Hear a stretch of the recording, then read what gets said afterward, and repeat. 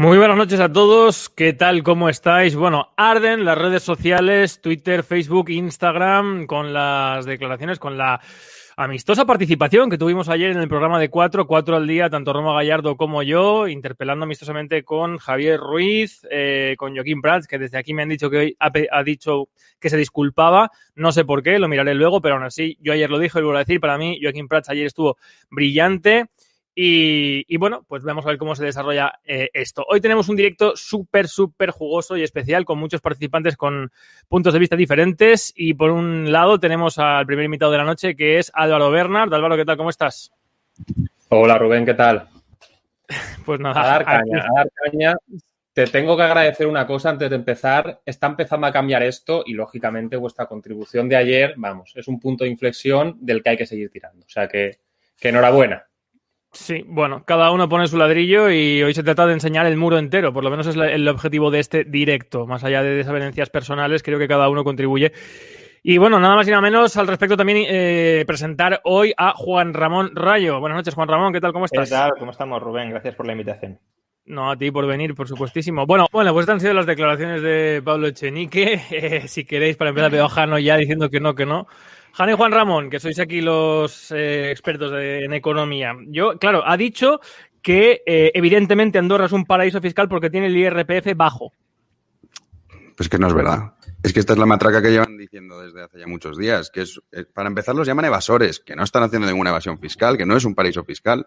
Pero bueno, aparte es que ya el problema de fondo ya no es Andorra. O sea, el mensaje de fondo me parece mucho más preocupante. Me parece que ya esta gente, ¿qué nos van a hacer? Como en Berlín, que hagan un muro y ya directamente aquí todos no podemos salir ninguno. Y así de verdad pagaremos todos el IRPF. Eso es lo que me parece muchísimo más preocupante, el mensaje liberticida que está mandando este ser siniestro, que además ha sido condenado precisamente porque él sí que no pagaba lo que le tocaba. Pero en fin, yo la verdad es que cuando escucho a Echenique no entiendo muy bien cómo todavía puede haber gente que pueda creer las palabras de una persona que ha sido condenada. Lo estabas poniendo tú en el vídeo mientras hablaba. Pero me parece mucho más preocupante el mensaje de fondo que no el hecho de decir Andorra, Bulgaria y Rumanía, ¿vale? Y Singapur, ¿por qué no? Y Malasia, o sea, ¿qué vamos a poner? Todos los que tengan el IRPF más bajo que en España como un lugar al que si uno se va a vivir, imagínate, te enamoras de una búlgara, tienes que pagar aquí 5 años, es demencial. Es que esta gente yo la verdad no entiendo. Sí, bueno, es que, quiero decir, países que tienen el IRPF más bajo que España los hay muchos, ¿no? Especialmente en los tramos más altos. Por tanto, calificar como paraíso fiscal a todo país que tenga impuestos bajos no es riguroso. Los paraísos fiscales no solo se determinan por la baja fiscalidad, también, por ejemplo, por los niveles de transparencia y de cooperación en transparencia bancaria. De hecho, a Andorra se la calificó durante mucho tiempo como paraíso fiscal justamente porque no había cooperación en materia de transparencia bancaria. Y Andorra hizo una serie de reformas, también fiscales, para salir de la lista de paraísos fiscales. Lo aprobó el Ecofin. Y ahora parece que Podemos, de manera unilateral, bueno, y con concurso de otras fuerzas políticas, supongo que esperarán, pretende, después de haber llegado a un acuerdo con Andorra para que cambien determinadas cosas de su legislación para no ser considerado paraíso fiscal, que ahora no, que tenéis que cambiar más porque lo decimos nosotros.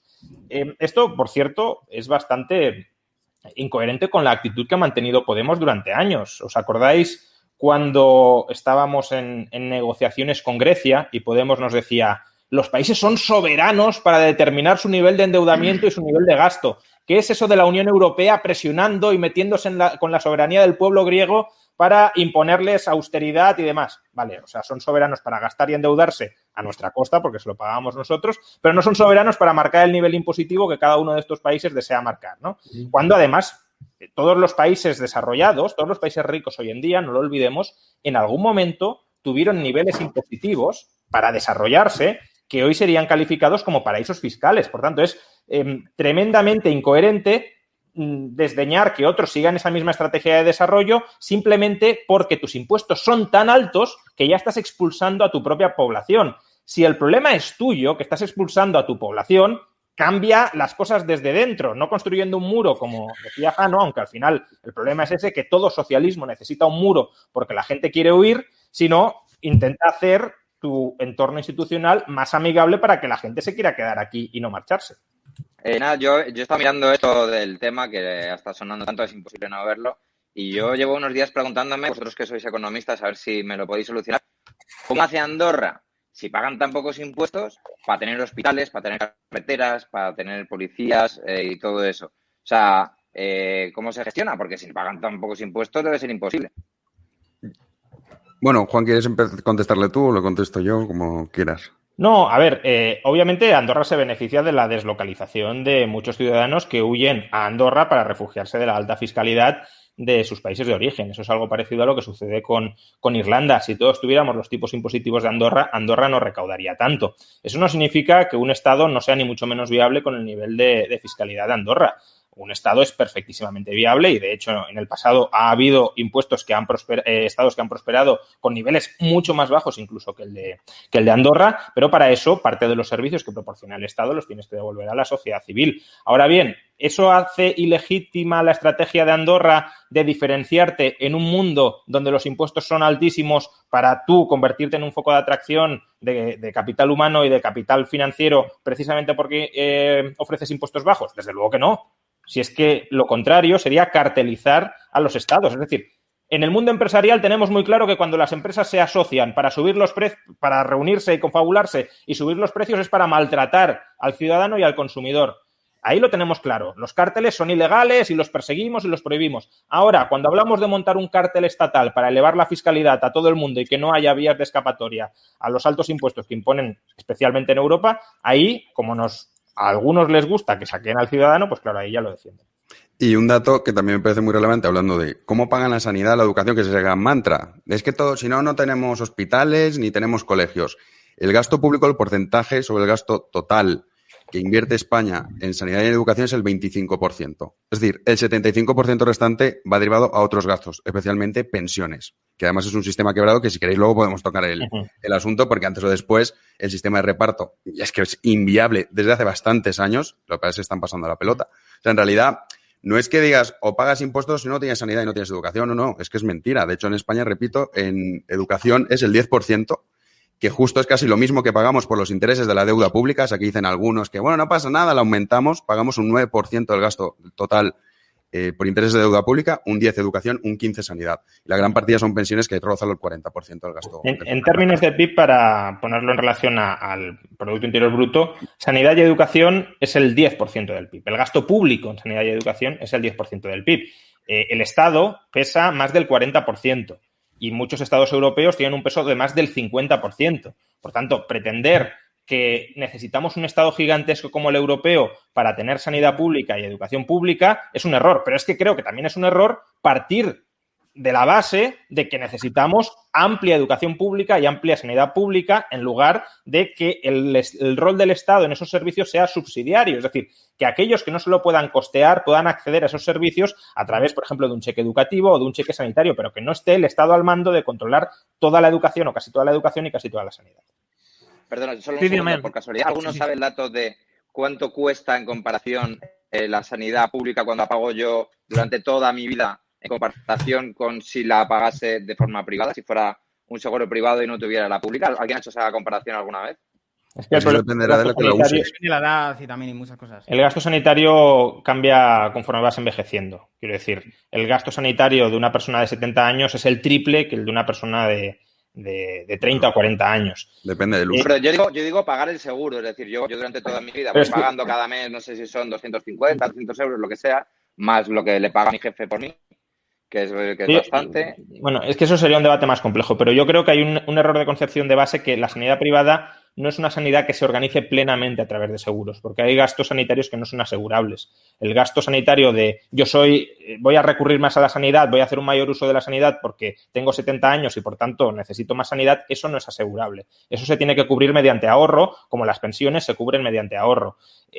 Lo asegurable es el riesgo que se puede redistribuir, que se puede socializar, y eso no es un riesgo que se pueda socializar. Con lo cual, lo que hay que mirar es el gasto total para el ciudadano, sea vía seguro o sea vía ahorro. Y no tiene por qué ser en absoluto más caro que lo que ahora está pagando el Estado por plaza. Ahora el gasto medio en sanidad por ciudadano más o menos son unos 1.500 euros anuales. Imaginemos 1.500 euros anuales capitalizados durante toda la vida de una persona, pues el volumen de recursos que se pueden llegar a movilizar para pagar el gasto sanitario a lo largo de la vida de ese si queréis, ahora volveremos sobre esto. Sí que quiero apuntar una cosa, porque se ha dicho el neoliberalismo y tal, no sé cuántos. De verdad, hay gente que sabe de lo que habla desde el punto de vista liberal, pero, por ejemplo, yo en mi caso no soy liberal y yo estoy de acuerdo con muchas cosas que se están diciendo, con otras no, porque yo creo que realmente el foco está en el hecho, como os dije ayer en el programa, en que en lo que se gasta el dinero se tiene que decidir con la voluntad, digamos, o como se pueda manifestar de los ciudadanos a través de sus representantes. Y ese requisito en España no se da.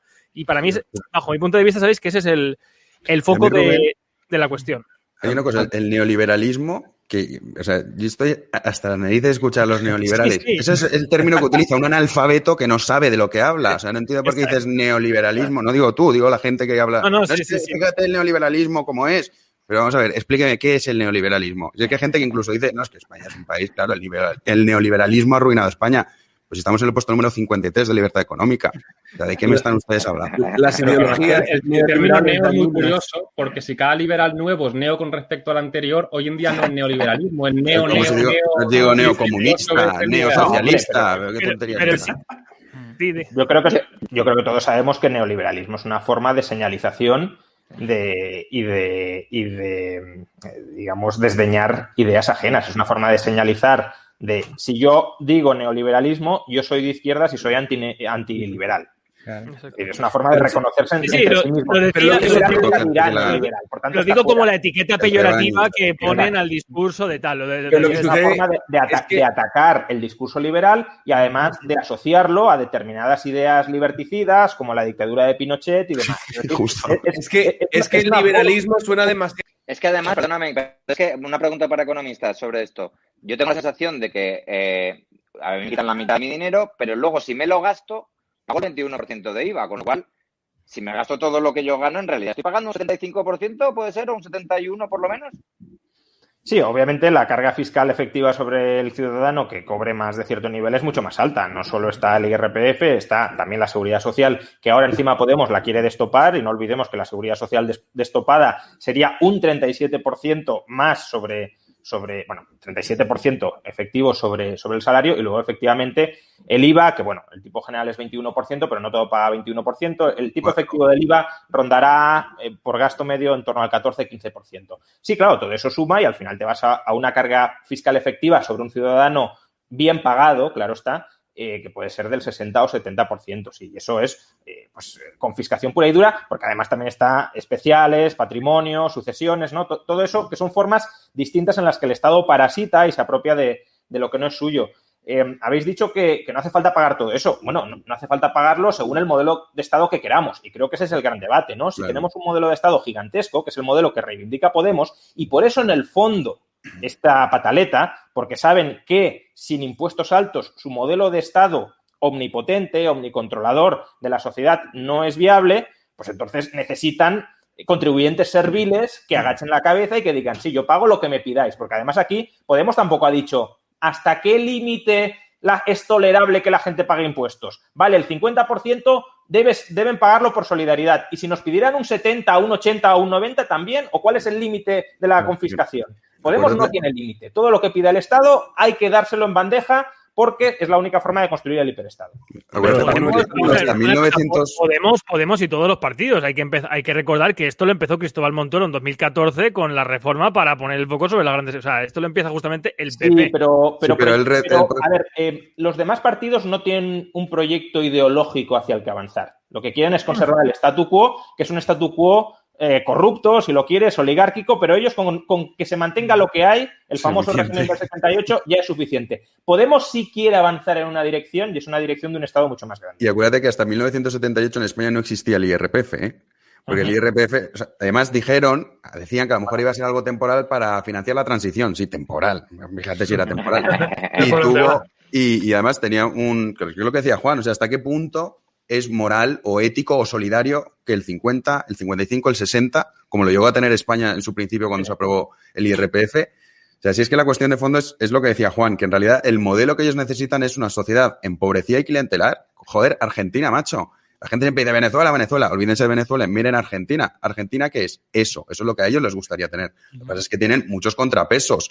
Una de las cosas que dice Iglesias, no es lo mismo gobernar que tener poder, y es verdad.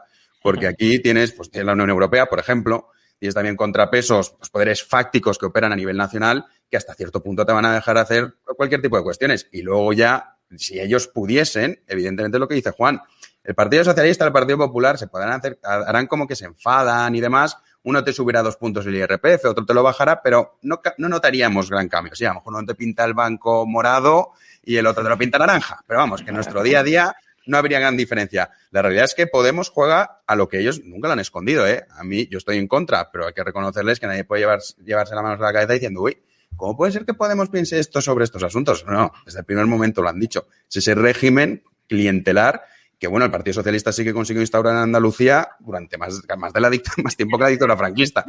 Es que es una cuestión estatista, yo considero que es una cuestión completamente estatista, más que ideológica. Es una cuestión de incluso que ahora mismo el Estado incluso está en situación de defensa. O sea, ahora mismo el Estado español, hablamos del otro día comiendo, Jano, ¿de dónde va a sacar? O sea, es que el Estado español necesita urgentemente financiación de donde pueda. Y si deuda pública es con que el Banco Central Europeo. Un contrapoder de los que ha hablado Jano, que es totalmente pertinente, es decir, estar en el gobierno no es estar en el poder, en eso tiene razón Pablo Iglesias, por suerte, porque si el Estado tuviera todo el poder, eso se llama totalitarismo, cuando no hay otras formas de poder social que puedan plantarle cara al Estado. Pero uno de los contrapoderes, y justamente por eso estamos hablando de esto, que existen y que también limita la capacidad del Estado de parasitar a sus ciudadanos, son las jurisdicciones extranjeras a las cuales los ciudadanos pueden huir. Y ahora el debate está centrado justamente en eso, a ver cómo nos cargamos la posibilidad de que los ciudadanos que estén desafectos del régimen puedan huir a otras jurisdicciones. Ese es el contrapoder que ahora se quieren cargar. En otro momento se querrán cargar la prensa libre, pero ahora mismo el debate está en esto, en debemos cargarnos las alternativas a la confiscación absoluta dentro del Estado español. Quería regresar al tema que ha mencionado Rubén y también alguno más. Creo que estáis planteando la estrategia de Podemos como si fueran meramente cínicos. Yo no descarto que sean cínicos, pero no están en política únicamente, claro que lo están por eso, pero no están únicamente en política para estar en el poder. Quiero decir, toda esta gente, antes de entrar en política, tenía un proyecto ideológico muy claro y lo sigue teniendo hoy en día. Tenían un proyecto ideológico de agrandar el tamaño del Estado y de darle al Estado un peso mucho mayor dentro de la sociedad. Y por eso están entrando también en estas batallas. Puede ser que se quieran diferenciar de lo que está haciendo el PSOE porque necesitan ciertamente pues, visibilizarse y diferenciarse. Pero no es solo por eso. Ellos saben que si estos debates circulan socialmente sin contestación, estos debates pueden terminar construyendo hegemonía cultural. No digo que lo vayan a hacer de manera inmediata, pero claro, si tú lanzas ideas y nadie las responde, pues al final esas ideas, correctas o incorrectas, terminan permeando por todas partes. Y ellos, desde el altavoz que les otorga su posición política, lo que están haciendo es dar la réplica a estas ideas y lo que están haciendo es criminalizar a los que se van fuera de España para no pagar impuestos en España porque necesitan, primero, justificar legislaciones mucho más agresivas contra la libertad individual y la propiedad, que la gente trague, que la mayoría de la población trague con legislaciones como la de considerar a Andorra solo porque les parece correcto paraíso fiscal, y luego que se genere un estigma social en torno a aquellas personas que que no quieren pagar impuestos y que se buscan las vueltas para no pagar impuestos. Al respecto, bueno, yo realmente creo que la política es la lucha por el poder y de lo que decía Podemos en su día, lo que ha dicho hoy, realmente me cuesta creer que tengan ese discurso ideológico. Hay una parte que sí que lo tenga, pero bueno, si quieres, Juan Ramón, esto lo dejamos para el debate que tendremos más adelante en mi canal, ¿vale? Bien. Second Round. Yo no creo que sea un problema en cuanto que sí, que son los gobernantes y demás, sino que es un problema, abro el debate, de la democracia porque es el cortoplacismo. Es decir, tú gobiernas pero tienes 4 años. ¿Quién se atreve a abrir un melón que es reformar las pensiones que sus resultados no se ven en 4 años, se ven en más? Es decir, ¿quién es el kamikaze que llega al poder y dice, yo voy a hacer lo correcto? ¿Qué es lo que pasó en Portugal? Hablamos, el gobierno portugués, qué bien va a Portugal, fíjate, el gobierno de izquierdas. Todas las reformas que no ha tocado el gobierno de izquierdas los hizo previamente el gobierno de derechas y lo largaron del poder, ¿eh? Que es un poco, también haciendo una similitud con Grecia. Llegó, que se pusieron estupendos, Tsipras y Varoufakis, no, aquí no hacemos nada. Dijeron, a ver, griegos, ¿quieren ustedes la ruina? No, pues pasa por el aro. Pasaron por el aro, fuera, y volvió a gobernar, en este caso, el centro-derecha. Es que es un problema de las democracias del cortoplacismo.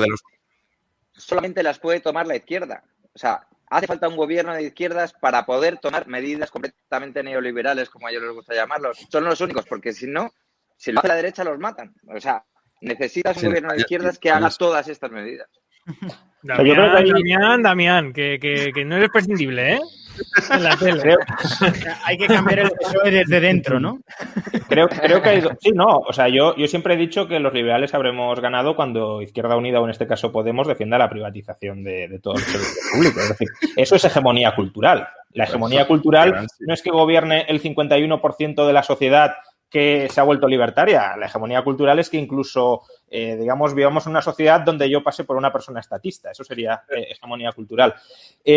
Ligando con lo que decía Jano, yo creo que hay dos problemas. Uno es la estructura de la democracia, efectivamente prima el cortoplacismo y prima la organización en forma de lobbies para coaligarse y con esa coalición electoral promover los intereses facciosos, los intereses de parte, no los intereses generales, si es que existe algo así como el interés general, sino mi interés coaligado, ¿no? Se juntan los pensionistas, tienen 9 millones, más de 9 millones de votos y eso es una fuerza electoral que cualquier político ha de tener en consideración y, por tanto, no va a querer aplicar recortes de las pensiones a la generación actual, sino a las generaciones futuras que no votan. Pero luego creo que hay un segundo problema que no es intrínseco a la organización democrática, sino que es subyacente a la ideología predominante en la sociedad y no hay que ser ciego. La sociedad española es una sociedad esencialmente socialdemócrata. Es una sociedad que quiere un Estado más o menos como el que tenemos ahora, quizá incluso un poco más grande o según cómo se incline la balanza electoral, un poquito más pequeño, pero no mucho más allá. Es decir, el 90% de los españoles quiere sanidad pública, quiere educación pública, quiere pensiones públicas, quiere ley de dependencia, quiere infraestructuras públicas. Y claro, si todo eso ha de ser público, pues necesitaremos un nivel de presión fiscal muy similar al que tenemos hoy o incluso más alto. Luego pagarán más los youtubers o pagarán menos los youtubers, pero los impuestos que hacen falta serán más o menos estos. Con lo cual, si queremos un Estado más pequeño, la batalla cultural que hay que dar es subyacente. Hay que cambiar la percepción ciudadana sobre qué está bien, qué está mal, qué le conviene, qué no le conviene, qué es legítimo, qué no es legítimo. Y esa es la batalla que, en cierto modo, pues el liberalismo tiene que dar, claro. Cambiar la ideología de la gente. Está bien que cada uno... Un segundo, Sergio, está bien que cada uno arrime el asco a su sardina, ¿vale? Pero vamos a ver, Jano, mira cómo se ríe, maldito. Amén, yo lo digo, porque incluso Rayo antes con su exposición lo ha dicho de motu propio. Vamos a decir, el Estado actual español es un Estado partitocrático y, o sea, llamar democrático a algo que es una partitocracia, me parece que realmente vamos en contra de eso que pretendemos construir de motu propio y a nivel que es una causa común. O sea, creo que realmente deberíamos en cada aparición realmente empezar a llamar al Estado partitocracia, que es lo que realmente es, para no seguir confundiendo a la gente, más que nada. Y luego, realmente el foco del problema no es una cuestión de que haya o no Estado. O sea, ahí es donde diferimos realmente. El Estado, yo creo que es un mal necesario, pero el problema no es que para que haya servicios públicos haya que brear impuestos a la gente. El problema es que si, además de que haya servicios públicos, hay una gran parte de la población que vive del Estado, ya no es que tenga servicios del Estado, sino que vive del Estado con 3.000 empresas públicas, con duplicidades, con 3 millones casi de funcionarios, de los cuales casi la mitad han entrado a dedo, sin concurso mérito-oposición. Es decir, la partitocracia y el Estado de partidos lo que hace es que crea una red clientelar y tentaculiza la corrupción y una cadena de favores. Bajo mi punto de vista, eso es lo que sí es subsanable a través de un régimen realmente democrático. Sí. Y Sergio, perdona, que te he cortado. Hay una cosa que a mí sí que me ser bastante pesimista. No sé si recordáis. Álvaro, estaba Sergio antes que tú. Sergio y luego tú. Sí. Pero si quieres... A ver, no, yo decía que en ese sentido Juan Ramón Rayo tiene muchísima razón, porque es cierto que incluso muchos de nosotros hemos defendido aquí a los youtubers que se han ido a Andorra y hemos de alguna manera intentado incorporar posiciones liberales a la hora de defender a estos youtubers. Es cierto que nunca se nos ha, no lo he visto ni siquiera en Víctor, lo he visto en casi todas las personas que hemos hecho contenido al respecto, plantear si hay algo más allá del eslogan de sanidad pública, educación pública. Parece que cuando defendemos este tipo de cosas siempre lo hacemos como diciendo, no, se puede pagar menos impuestos y tener una educación pública y una sanidad pública de calidad. Y eso es algo que yo creo que, sobre todo a partir de la pandemia, ha sido un gran éxito de todo este sector, ¿no? Porque lo que más se oía y lo que más se ha gritado después de lo del COVID, y todavía lo seguimos escuchando, es la sanidad pública. Parece como que es algo que no se puede tocar, cuando sí que es cierto que a lo mejor deberíamos empezar a pelear batallas en las que lo que estemos diciendo es que sí que hay o no demonizar, por lo menos, aunque sea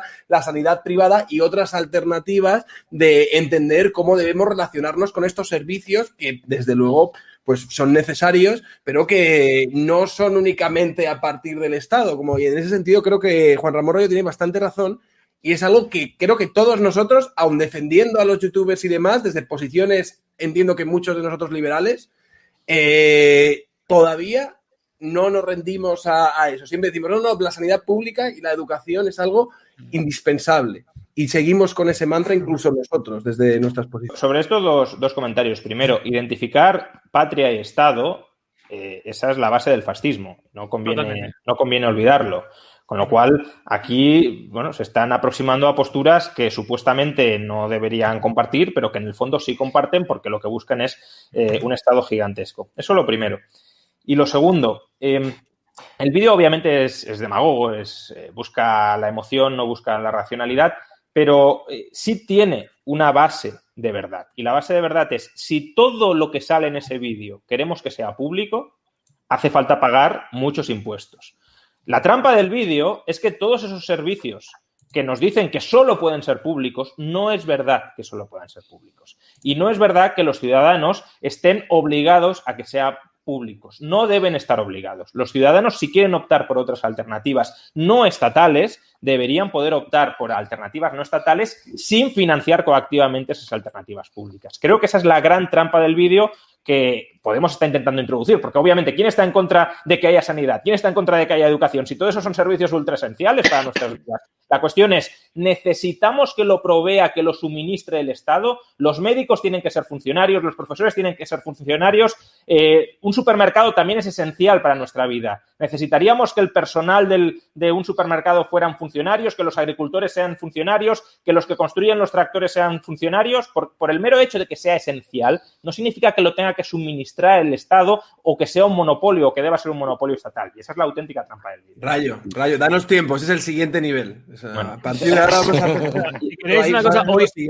En realidad fue la noticia del Rubius y el follón que se montó. O sea, todo este debate que algunos llevábamos durante años peleando, o sea, aunque suene un poco ridículo, entre comillas, ha llegado un youtuber que ha dicho, me voy a Andorra, y a raíz de eso, o sea, para que veamos en realidad, o sea, el poder y la influencia, quién la tiene, ¿no? Y esta gente sigue teniendo mucho más poder. Y, por ejemplo, este mensaje, que es verdad que nosotros podemos considerar ridículo, hay un alto porcentaje de la población española que no. Y que de verdad se cree que esta gente son evasores fiscales o que por su culpa no van a poder tratar a su padre en el hospital, etcétera, etcétera. Y luego, ya lo que me parece el colmo es esto de esta competición del que más paga es como que moralmente superior a los demás. ¿Sabéis quién es el que más aporta al fisco italiano? Es Berlusconi. O sea, no creo que Berlusconi sea un referente de moralidad, ¿no? Pues no. Es un detalle que me parece muy, muy curioso. Y ya para concluir lo que decía Álvaro, y bueno, todos en general estando de acuerdo con que este sistema había que cambiarlo, yo os voy a proponer una cosa. Supongamos que de repente los españoles son tan inconscientes que nos nombran a nosotros y nos dicen, dirijan ustedes el país. Nosotros tendríamos, nada más llegar, nos dirían, vale, tiene usted que pagar a final de cada mes 9 millones de pensiones, 3 millones de nóminas públicas de funcionarios. Y tiene usted 4 millones de parados que también tiene que pagar. Es decir, tienes 16 millones de personas en España que al principio de cada mes el Estado tiene que pagarle. Entonces yo creo que el debate tiene que ser mucho más profundo en el sentido de decir, vale, si de verdad queremos que el Estado se reduzca, como bien decía Juan, o sea, lo que tenemos que hacer es reformar ciertas cuestiones. Sobre todo claro. Las pensiones. Eso hay que hablarlo. ¿Por qué nunca se habla de esto?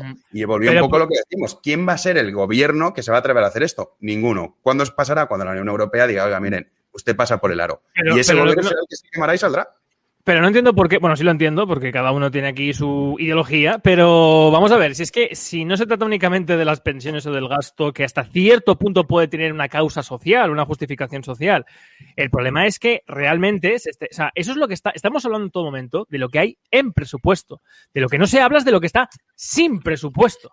O sea, y ayer dije otra vez el dato de los 124.000 millones que se han robado en casos de corrupción por todas las administraciones y por todos los chanchullos del Estado, porque el gran problema de fondo es que no hay control del poder. O sea, yo creo que en eso estamos todos de acuerdo, ¿o no? Ojalá fuese el problema. Yo no.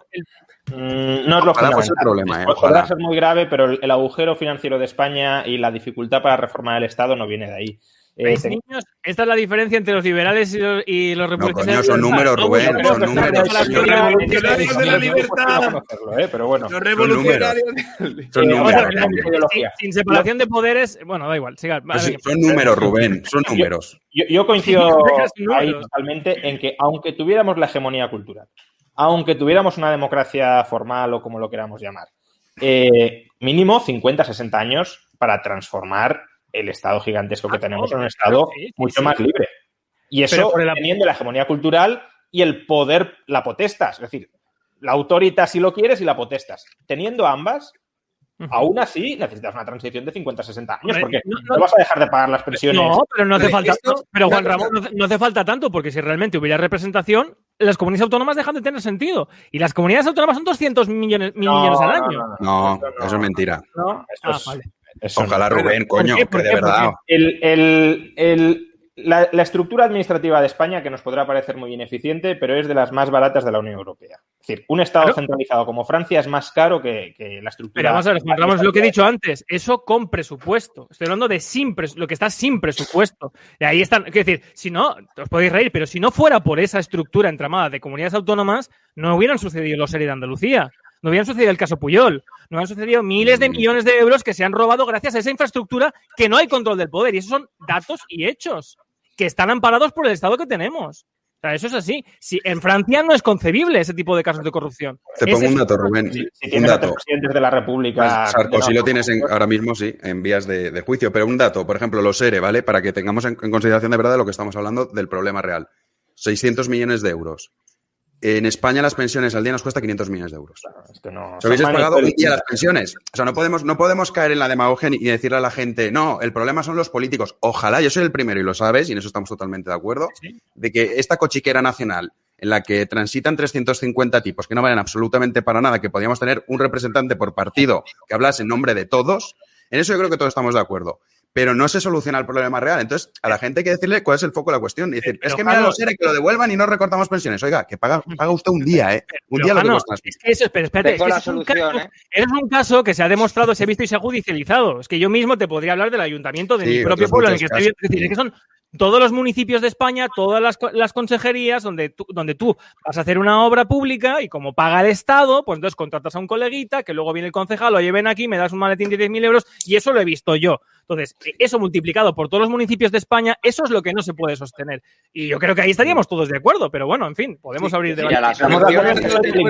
Ese sea el problema principal, ese sea el problema que va a impedir hacer una transición rápida a una sociedad mucho más libre y con un Estado mucho más pequeño, no, porque es que, quiero decir, las pensiones, eso es gasto que va directamente a los pensionistas. Es decir, haya corrupción o no haya corrupción, eso es gasto que va directamente a los pensionistas. Y eso son 130.000, 140.000 millones de euros al año. 144.000 ahora estamos. Que lo tienes que pagar. Y eso sale esencialmente de las cotizaciones sociales, que son 30 puntos, no la totalidad, sino solo la que va para pensiones, 30 puntos de tu salario que te quitan para eso. Entonces, la transición de sistema, que es complicadísima con la evolución demográfica que vamos a tener en las próximas 3 décadas, pero es que aunque no tuviéramos evolución demográfica negativa, la transición del sistema solo de pensiones ya es complicadísima. Luego privatiza educación, privatiza sanidad, privatiza infraestructuras, suprime gastos como el subsidio de la prestación de desempleo, que eso tampoco lo puedes suprimir de la noche a la mañana, porque hay gente que cuenta con eso por si se queda desempleado, porque ha cotizado, y eso lo tendrás que responder. La deuda pública, solo los intereses de la deuda pública son 35.000 millones de euros al año, no hablemos de la amortización. Entonces, todo eso, ¿cómo lo planeamos a corto plazo? No se puede, hace falta largo plazo y para eso hace falta hegemonía. Yo estoy de acuerdo con todo lo que tú has dicho, pero todo lo que tú has dicho no invalida lo que yo digo, que es que no se robe y que los ciudadanos decidamos,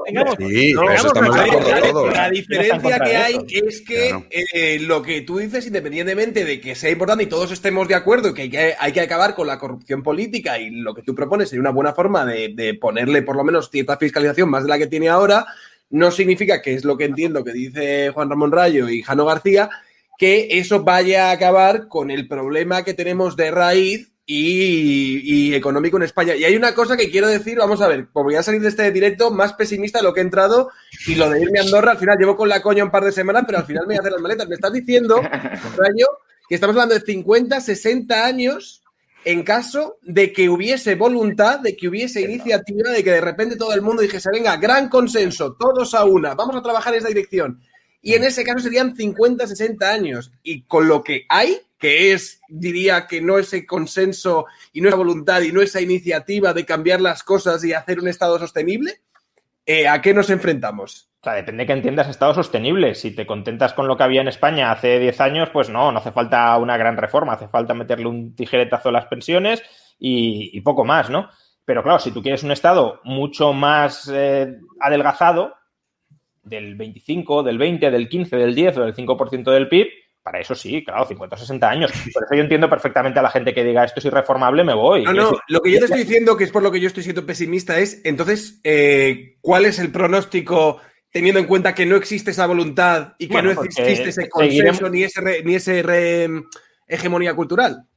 O sea, yo creo que el mejor escenario es que nos dejen de alguna manera desvincularnos del Estado progresivamente. Es decir, desmontar todo el Estado no va a pasar. Ahora, si a ti te permiten, por ejemplo, acudir a la educación privada o a la sanidad privada sin costearte tu propia plaza en la pública a través de impuestos, hombre, tienes un entramado estatal gigantesco, pero al menos a ti ya te dan un espacio moral en el que poder desarrollarte sin someterte a la bota del Estado. Creo que eso es a lo máximo que podemos aspirar, no a hacer tabla rasa del modelo estatal actual a corto plazo, porque es que eso o impagas masivamente las obligaciones que tiene el Estado, que no va a suceder, o es que no salen los números. Dos comentarios, uno sobre las pensiones y la deuda pública. Lo estáis planteando como falta de sentido común y yo creo que la decisión egoístamente racional que están siguiendo la generación actual de pensionistas es, como he dicho, lo racional. Lo racional es pasarle el muerto a los que vengan detrás. Es decir, a mí no me recortes la pensión, endeúdate todo lo que sea necesario y ya en el futuro esa deuda que la pague otro.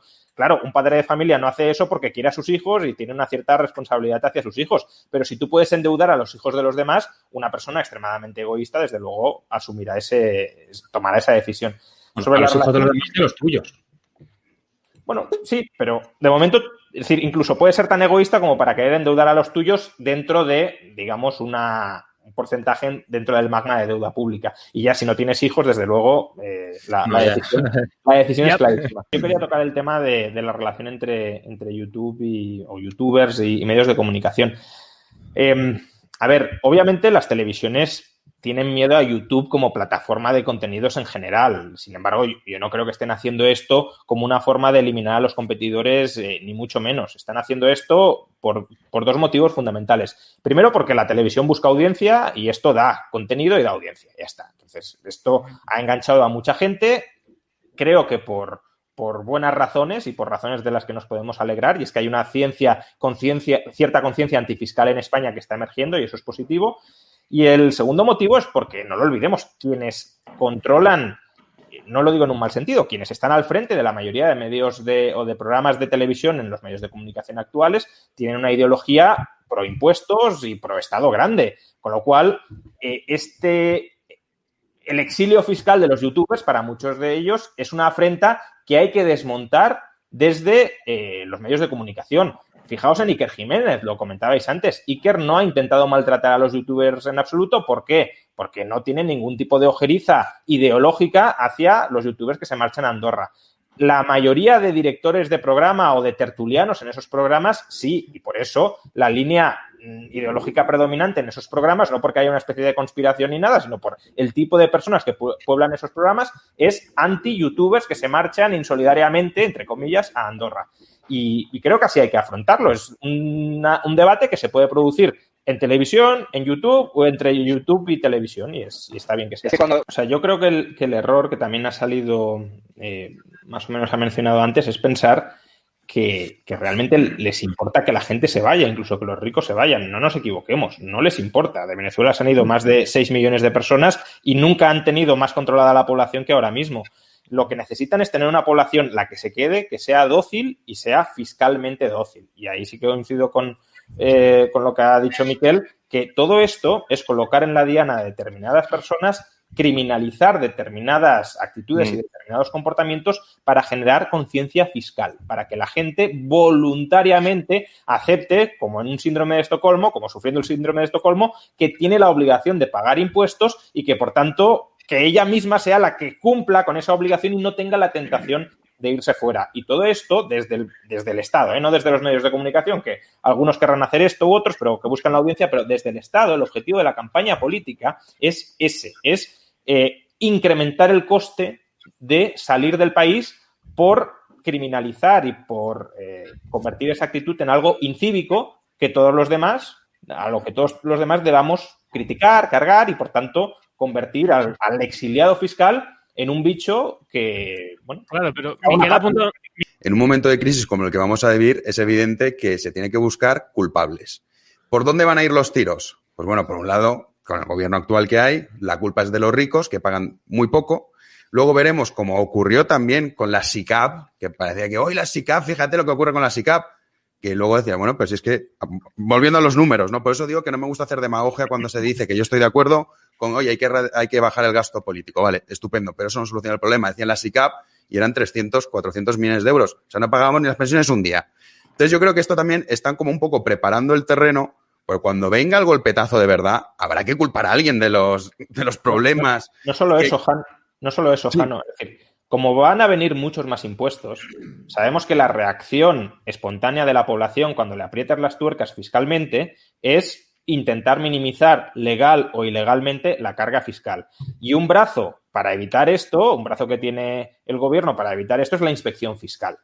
Pero el otro brazo, desde luego, es la presión mediática, la presión ideológica, la presión cultural de que la gente, aunque le machaques brutalmente a impuestos, aunque le impongas muchos más tributos, tiene que pasar por el aro. Y lo que están intentando es crear esa conciencia de cumplimiento de las obligaciones fiscales, no de las de ahora, sino de las que van a venir. En cierta forma, y desde un punto de vista estratégico, yo creo que conviene que te infravaloren para que te dejen ir ahí pensando que eres medio lelo y que pase lo que pasó el otro día.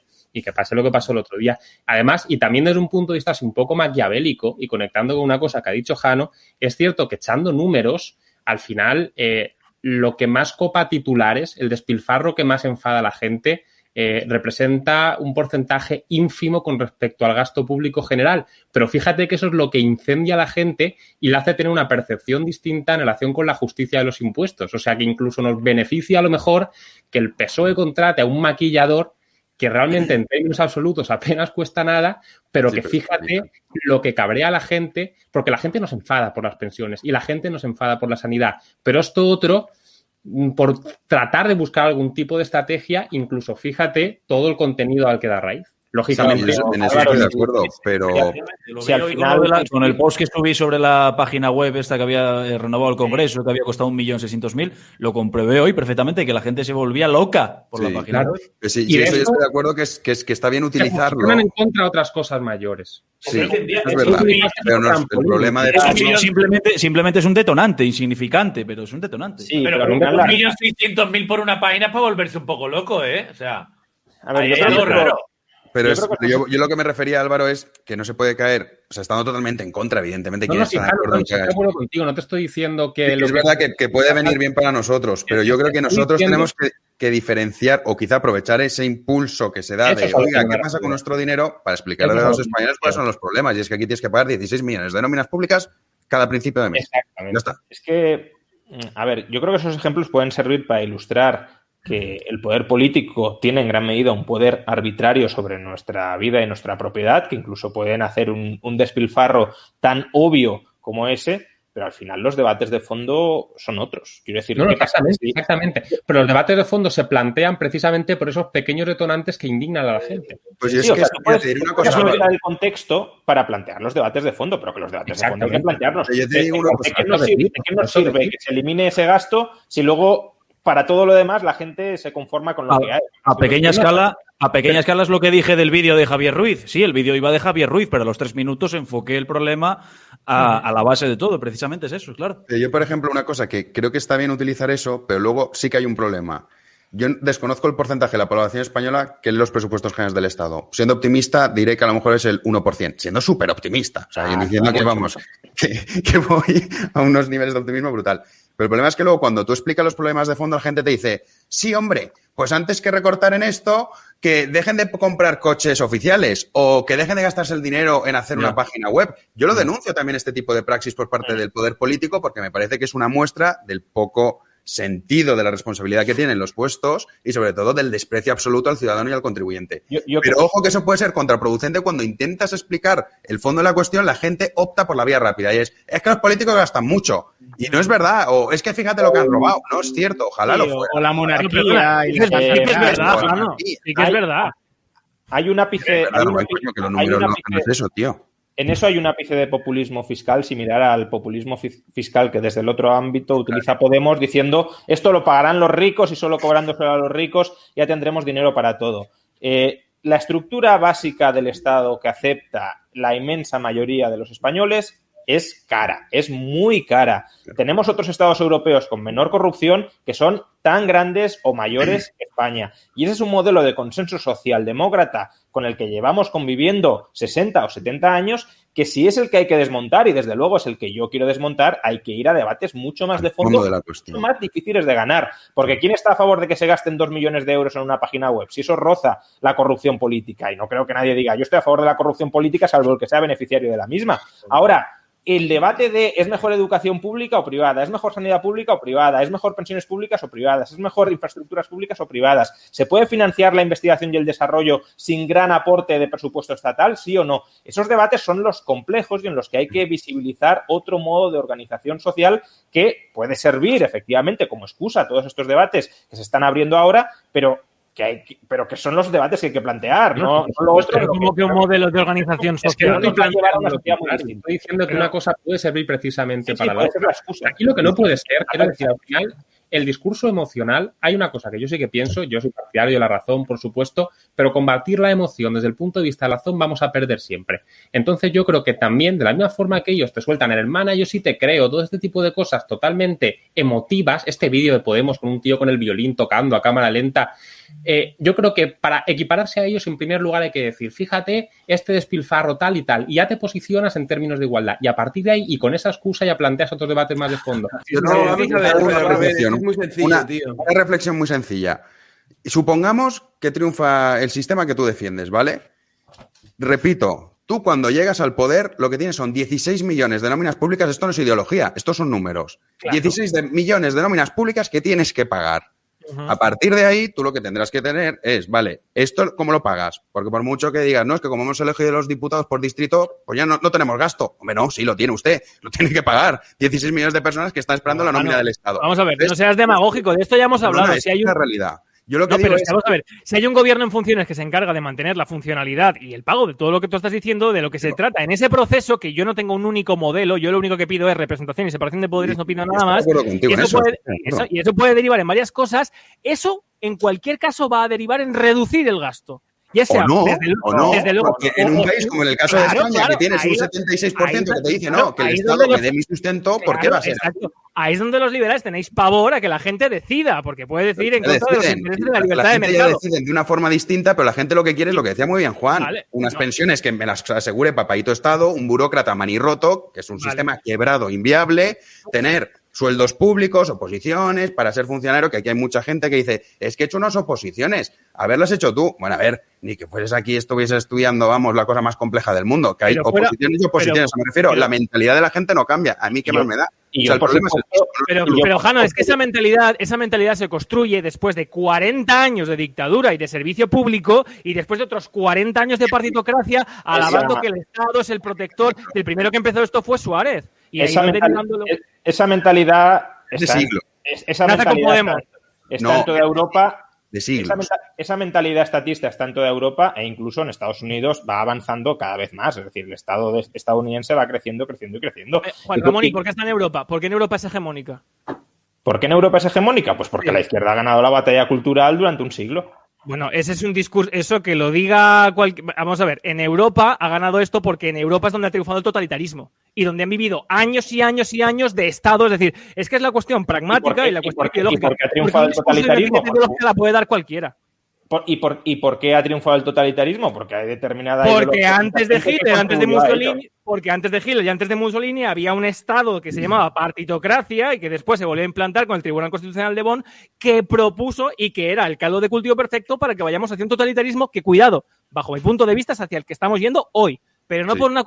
por una cuestión ideológica, sino por una cuestión de que el Estado, el poder busca siempre conservar su hegemonía, su poder, y el Estado está en peligro y el Estado busca apuntalarse. Y si se tiene que llevar por delante la nación, se la va a llevar. Y si tiene que hacer un Estado federal, lo va a hacer. Ese es el verdadero peligro. Pero bueno, Pero no solo por eso, ¿qué tiene Rubén, porque ¿qué es tiene que que ver la el democracia leninismo y está la quedando victoria en pelotas. leninista con lo que me estás diciendo? Claro, yo estoy de acuerdo contigo, pero yo lo que te digo es, la cuestión habéis es montado y no he escuchado. los números. Estando totalmente de acuerdo con lo que has dicho. Vale, tú llegas al poder. Me da igual, tú o quien sea, con el sistema que te dé la gana. Repito, que tienes que pagar 16 millones de nóminas públicas, que son 9 millones de pensionistas, 3 millones de funcionarios y 4 millones de parados. ¿Cómo las pagas? Porque no es una cuestión liberal, es decir, no tienes dinero. ¿No? El sistema Sí, pero seguiría endeudándose porque sigue siendo deficitario si no haces reformas. Vale, pero vamos a ver, eso es, sí, claro, sí, pero eso, vamos a ver, eso se planteará en ese momento y cuando tú realmente propugnas un cambio que no tiene que ser porque una revolución y quemar el Congreso, puede ser forzar a los que están ahora en el poder a sentarse a hacer lo de que de motu propio jamás van a hacer, es decir, forzarles a tomar esa iniciativa que nunca van a hacer por sí mismos.